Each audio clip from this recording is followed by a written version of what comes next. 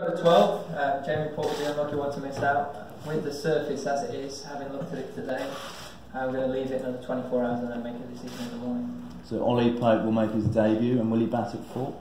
Yeah, Ollie will come in and bat at 4. He's obviously batted at 6 for Surrey this season, but having seen him play a little bit and you know, the way his game's set up, I think it's very much transferable to batting and 4 in Test cricket. I know that might be seen as quite a big jump, but he's obviously an exciting young talent, and with the guys around him, I think he fits nicely into that position in our team. What gives you the confidence to play him so early in his career and obviously at the age of 20? I think he's performed exceptionally well this season in Championship cricket. You know, he's played some very important knocks under pressure for Surrey, and you know, he's got a very good all-round game, and that's a very exciting prospect for such a young man. To have the ability to play in that manner. So, you know, looking forward to him as more than anything. He's just going out there and being himself and playing exactly as he has done throughout this summer. What impression has he had on you around the squad the last couple of days? Yeah, actually very mature for a young man. You know, you can see that he thinks about the game a lot and has a very good understanding of where he's at within his own game, which, you know, is a really good sign in a young man coming into this environment, and hopefully that'll stand him in really good stead moving forward. Your other decision is whether to play 2 spinners. What do you make of the pitch as it stands? How likely is that to happen? Yeah, I'm not sure here, having played quite a lot here, if it will change a huge amount, but just want to make sure really clear and go into the game being really confident we've got the best 11 players to take 20 wickets on that surface. So turn up tomorrow, see if it looks any different, and then make that decision. And how is Chris Woakes' match fitness? Any concerns over that? No concerns. He wouldn't be in the squad if it was going to be a big concern. You know, he's obviously got a fantastic record in England. Got a lot of wickets at this ground, 10 for not long ago against Pakistan here, and you know, he's done some fantastic things. So yeah, he looks sharp, he looks fit in practice, and you know, ready to go. And finally, you took a knock on the hand. Are you okay? Yeah, absolutely fine. Just one of those annoyances the day before a game, and just try and shake it off, and manage to bat on and get my practice done. So no worries there. Well, quite a few people commended you on your performance as captain at Edgbaston. Did you feel you had a decent game as captain? I've not really thought about it too much. You know, felt that we obviously did some stuff well, but ultimately, regardless of what you do as a captain, your players really have to perform, and I thought they were exceptional. I don't think it's right for me to take the credit for their hard work. You know, under pressure, the way that we stayed very calm, we knew what lengths to bowl, and we stuck to that. It would have been very easy for us to chase the game on that last morning, and we didn't. We knew that if we held to our plans and stayed calm, that we would create enough chances. And you know, it's nice to know that our thinking is right, and we're able to follow through on that when it really matters. So that fills the group with a huge amount of confidence. Obviously, for me to come as captain and win a close game fills me with confidence going into the rest of this series against the #1 side in the world. But it's about backing that up now, and that's an area we want to get right, be a bit more consistent in back-to-back games, and this is another opportunity to try and do that. Gentlemen here, and Dean and then David.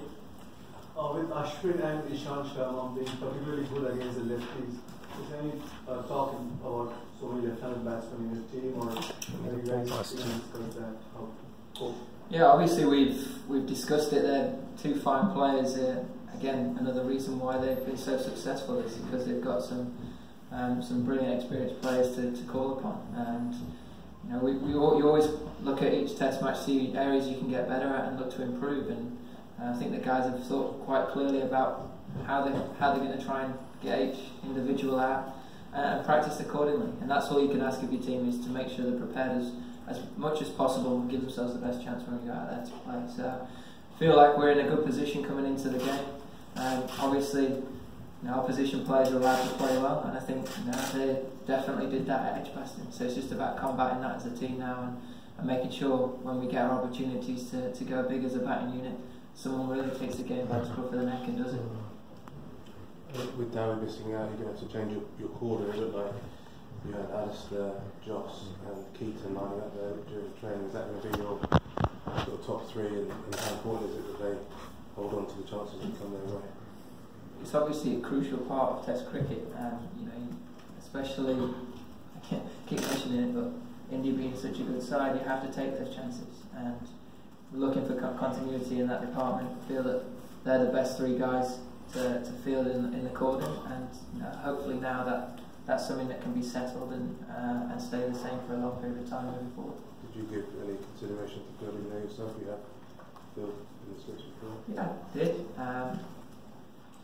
Thought quite long and hard about it. Felt that that's a very solid cordon, and it gives me an opportunity to be at mid-off and speak with the bowlers, make sure there's real clarity with what we're trying to do as a team out on the field, and have a real good gauge of managing the game with the guys, not telling them what to do, but as a group having real clarity with how we want to approach things.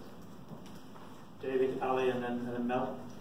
Joe, I know you just said you don't want to hold all the credit personally for last week, but when you win a tight game like that, does it give you more confidence than maybe trouncing someone, because everyone's pulled together and you must have made quite a lot of good decisions to get them over the line as well? Yeah, it does fill you with a massive amount of confidence. I think one of the most exciting things about last week is we weren't on our best.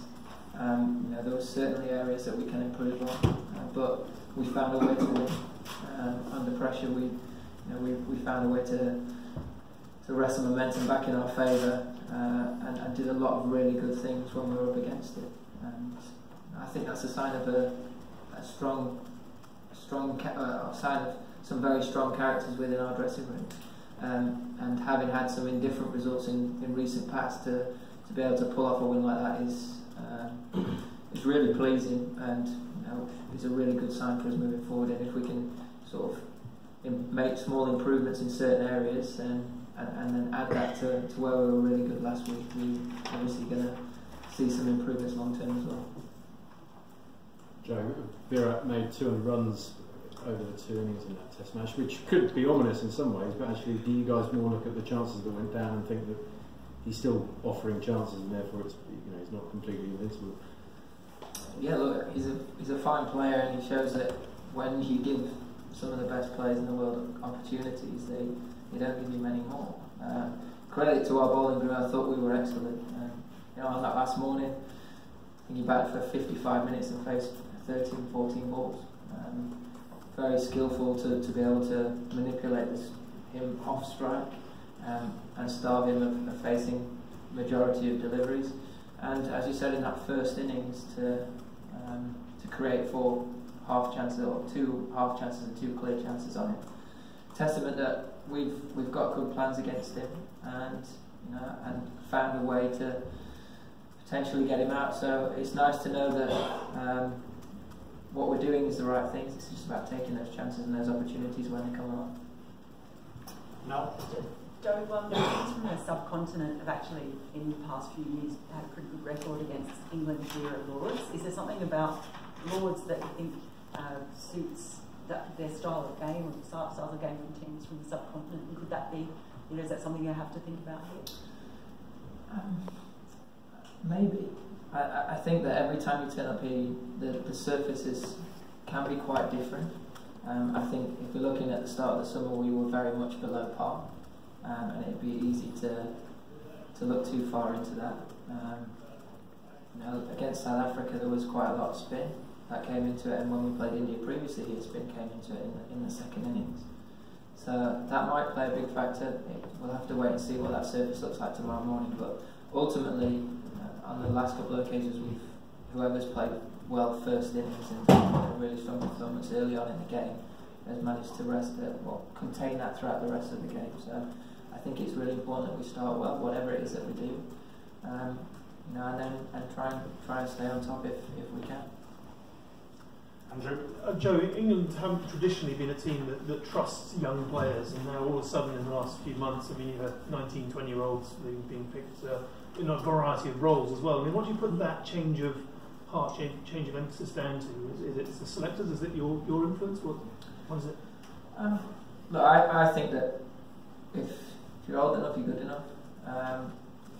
we've had some guys that have been standout performances in county cricket, and proves that is a really strong breeding ground for Test cricket still. These guys, Sam and Ollie in particular, have come in because they have done some special things for Surrey in the recent past. But yeah, I look at a lot of the selections of late, and they've been quite bold on occasions, not shy of being a little bit brave and doing things slightly differently. And it's worked out for us so far. I think when you give exciting young talents responsibility, sometimes they can surprise you, and we've seen that so far. The challenge for them moving forward is to try and sustain that, not put too much pressure on themselves and too much expectation to deliver that on a really consistent basis. I think that comes with time, and I think we've got to be really realistic that these guys are exciting young players and they will do some very good stuff, but it might not all happen straight away, and we have to be a little bit patient with that. But we have got some very good experienced players around them where they can learn and mould the games at the highest level. So hopefully we'll see these guys make improvements, and they're very much desperate to nail down their spots within this team. And for young guys coming in, that's obviously exciting for this team, for the rest of the team, but also I'm sure for people around it, seeing a young man in Sam perform how he did last week at such a young age with a real bright future. It's exciting for English cricket, and that should fill a lot of other young lads around the country with a huge amount of confidence. And I think one thing that's really important is other players in county cricket, if they are slightly good, it doesn't mean that the door's shut on them either. It is about scoring runs, and it is about taking wickets. And ultimately, you want to be able to give youngsters an opportunity, but it's about winning and finding the right team against any sort of opposition on whatever the surface is. And I think if we can sort of get a good combination of all of that, then long term we'll see a bit more consistency and hopefully a lot of results going in our favour. Take three more, gentlemen at the back. We've shown them here as well. Sure. Can you talk about the art of leading the ball? The team's laying emphasis on scoring at a faster clip.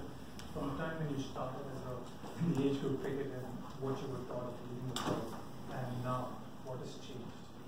I think social media came in.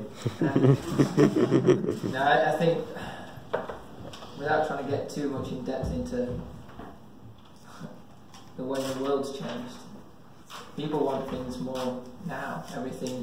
People want things now all the time, and I think that creeps into everything else that you do.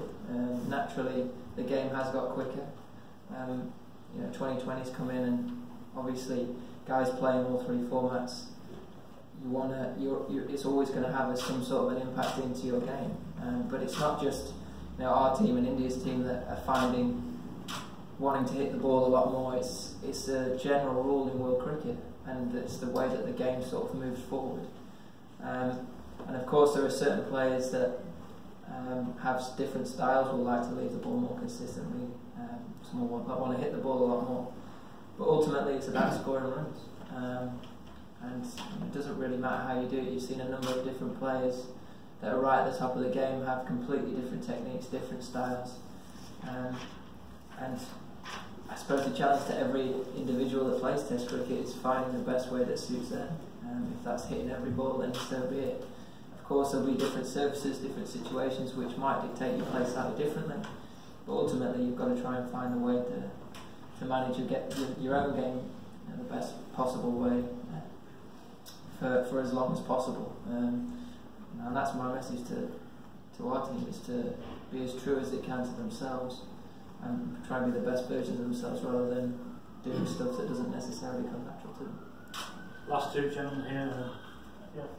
Yeah, go ahead. You have been so consistent in international cricket, and 54 times you have gone past 50, but 13 have been converted to 100. So is there an area that probably bothers you, or do you think that something can get better? Yeah, obviously it can get better. I mean, there's been a lot of talk about this in the recent past. I look at this summer, and twice I've managed to get past 50 and go on to make hundreds in succession. So it might have been in white ball cricket, but I still feel like I've sort of made an improvement in that area, and I'm wanting to take that forward into this format. I think the frustrating thing about last week is it wasn't for batsmanship that got me out, it was for a poor passage of play in terms of running between the wickets. So look, it's always a challenge as a batter. It's something that you want to get right, but ultimately you've got to set yourself up and get yourself in that position first, and that's got to be my main focus coming into this game and moving forward into this series. You've got to get yourself in, you've got to get yourself past 50 to worry about getting to 100, and you've got to play the situation that's laid out in front of you. So that's how I'm going to approach this series and this game. Obviously I'd be delighted if I can get past 100, but I'd be more delighted if we win the game. So that's a massive thing. Last one. Joe, you're approaching a year and a half as England captain. Have you seen yourself, when you reflect on that time, do you feel like you've developed so much as a person? Do you feel fully established in the role, looking ahead, not just for this test, but future challenges as well? Yeah, I think it does take a little bit of time to get used to things, and I feel there's been a lot of learning throughout the year and a half, a lot of different ups and downs, on and off the field, and